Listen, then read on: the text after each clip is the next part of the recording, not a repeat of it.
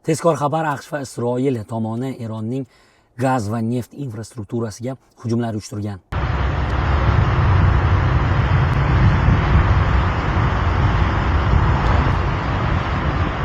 Yodingizda bo'lsa, ayni bugun 23-mart dushanba kuni ertalab Donald Tramp ijtimoiy tarmoqlar orqali Eron tomoni bilan muzokaralar olib borilayotgani va ayni shu sababga ko'ra oldinroq e'lon qilingan tahdidlarga asosan gaz va neft infrastrukturasiga Eronga qarshi zarbalarni keyingi 5 kunlik ichida qoldirganini e'lon qilgandi. Ammo Eron tomoni bu iddaolarni rad etgandi. Ayni shu xabarlar fonida avvaliga Isroil tomoni Eronning neft infrastrukturalariga hujumlar qilgani haqidagi xabarlar tarqagandi. Endilikda bo'lsa, bu hujumlar nafaqat Isroil tomonidan, balki AQSh qo'shinlari bilan birgalikda amalga oshirilgani aytilmoqda. Ayni shu AQSh va Isroil hujumlari Isfahon va Xurramshahrdagi Eron gaz infratuzilmasini nishonga olgan.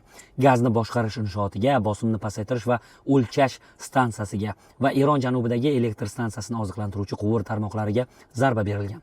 Eron tomoniga aloqador ommaviy axborot vositalarining xabar berishicha, hujumlar Xurramshahr elektr tarmog'iga ulangan gaz oqimini uzib qo'ygan va mahalliy energiya ta'minotida uzilishlarga sabab bo'lgan. Operatsiya Islom inqilobi qo'riqchilari korpusi tomonidan boshqariladigan asosiy energiya infratuzilmasiga qaratilgan.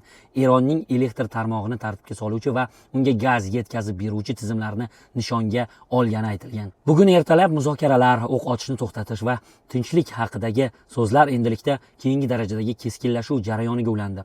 Endi Eron mintaqadagi neft va gaz inshootlarini nishonga olishni kuchaytiradi.